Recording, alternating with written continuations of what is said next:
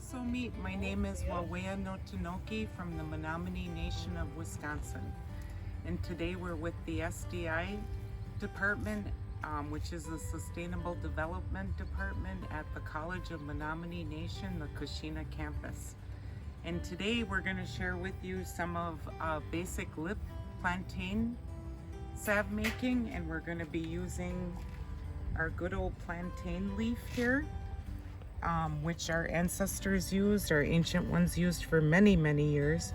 One of the key points about plantain is it is edible. The leaf, you can put it in salad if you want a really high nutrient green leaf with high in antioxidants. It's good to put in your salad with like dandelion or arugula. And then once the stamen, the little pod coming out of here, the seeds get darker, those two are also edible, but this one's kind of mature yet and not ready to quite eat yet. But the thing that we're going to focus on with the plantain leaf is we're looking at the underside of the leaf and the veins.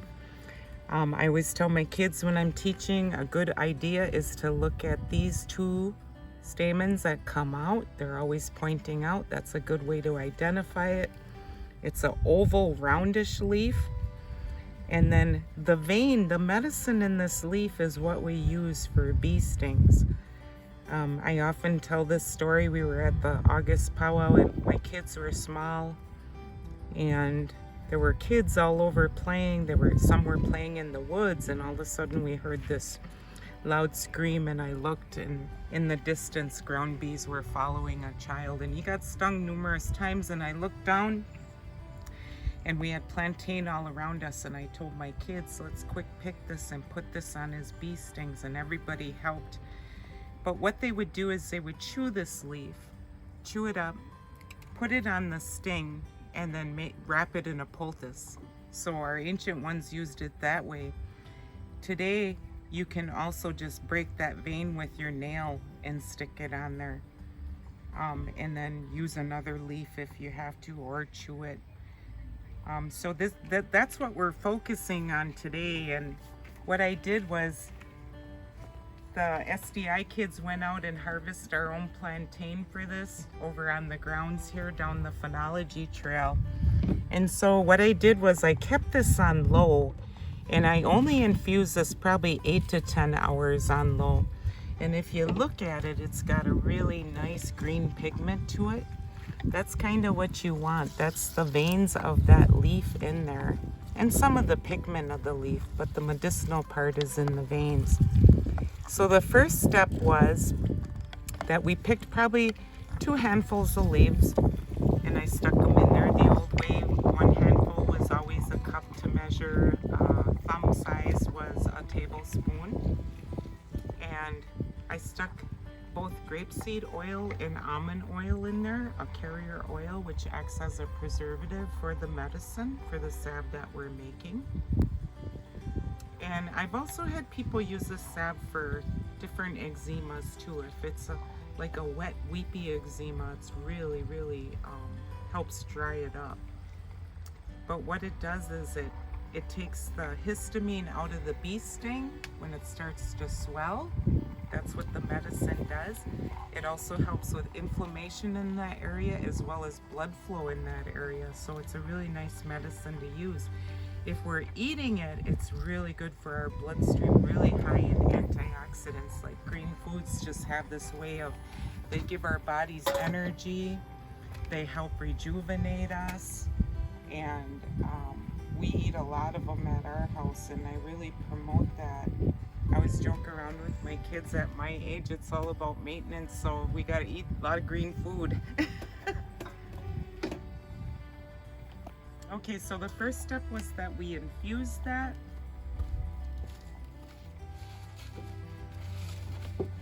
In the almond oil and grapeseed oil. And then what I'm gonna do, and I might need someone to come just hold that so that doesn't flop in. I'm gonna unplug this.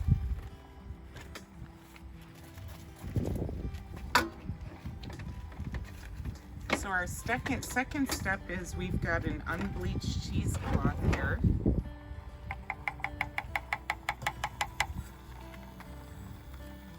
that we lined, and then just a regular metal colander.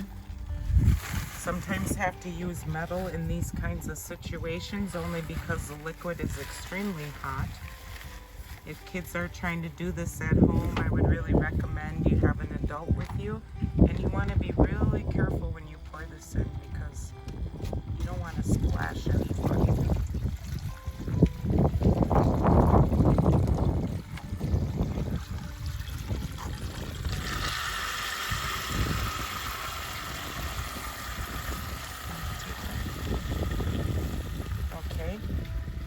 So then we've got that in there. The leaves, if they look crunchy like that, that's kind of normal. It's all right. And our ancient ones, or our ancestors, they would use animal fat as an oil when they had to make salve or bear grease. Often they used bear grease in the fall time to toughen their skin for the winter. They used it for parasite action in their hair.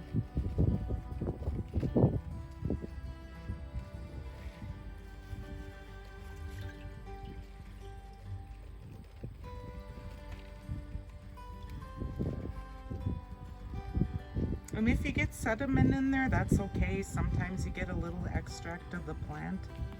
That won't hurt you.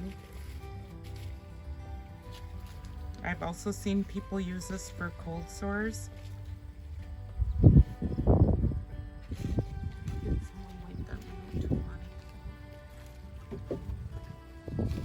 Okay, so then we have our nice green mixture here. One student asked me one time, how come it's so green? I said, green is good. So then our second phase was that we lined that colander up with some beeswax, and then our third step is going to be that we're using some melted beeswax here. I use these granules because they melt easier, but I've also used beeswax from my beekeeper, and I kind of like them because they really help the salve to melt, or the beeswax to melt fast. And we made lip balm earlier, and I used only about 2/3 of a cup of beeswax, but with our plantain salve we're going to use just a little bit more than that. And beeswax also acts as a preservative in our salve,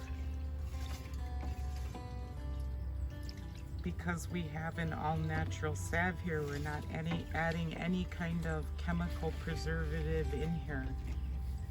And generally with salve, what I do when I make it is I'll keep it in my fridge. It lasts a long time. You don't want to expose it to high heat. Like, you wouldn't want to keep it in your car where it might be exposed to summer heat. And then it's getting cool at night. Hot and cold can actually, like switching them back and forth can make your salve go bad or rancid. Okay, so then what we're gonna do is add the rest of that that's in there.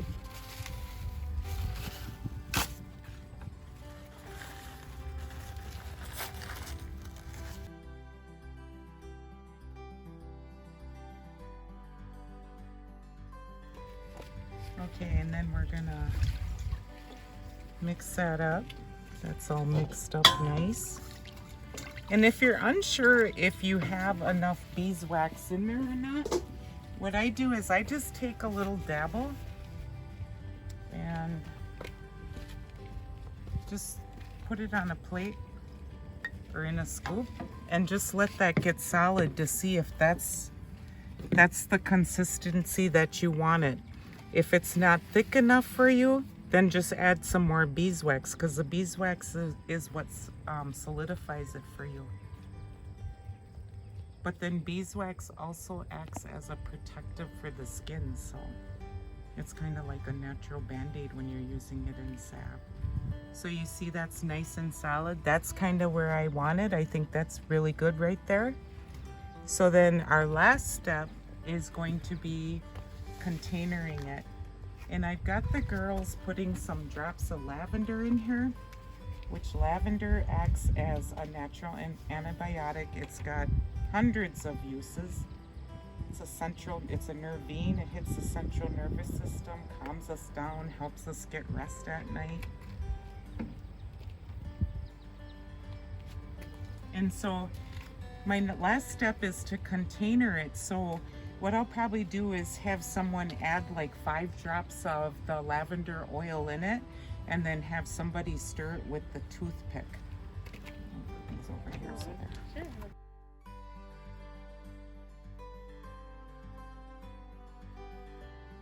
You don't have to make a salve with essential oils in it if you don't want to. I just think that the lavender adds to the salve as an antibiotic, because if you're using it for bites and rashes and bee stings, I think that it's a really nice, wonderful added benefit to it. Sometimes I even put tea tree in there because tea tree acts as an antiseptic. I've done both lavender and tea tree in the plantain salve.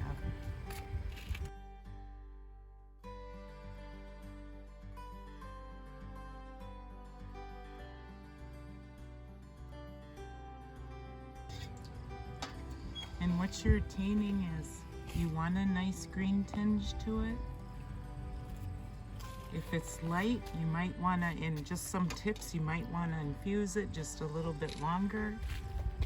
I always infuse things on a low heat rather than a high heat. I don't want to bake the medicine out of it. I want it to slowly release.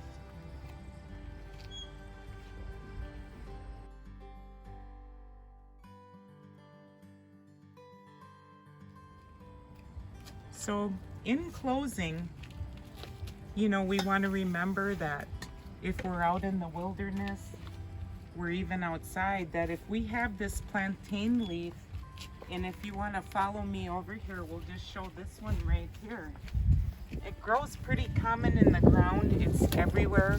I have this firm belief that medicine always follows you. The medicines that you need to use are always available to you. They'll grow around you.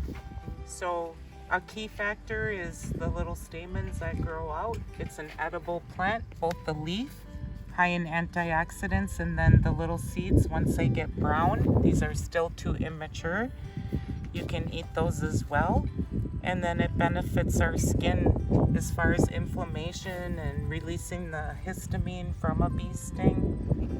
One of the things that I always tell kids is when you get stung by a bee, you first want to take like a hard card and you want to scrape it, because the bee sting is sticky and it's going to adhere to that card. And then put your plantain on. If you're going to chew it, put it on, wrap it up as a poultice, or if you're just going to break the vein underneath and put it on your skin. So once again, I want to say Poso, thank you all, and be well.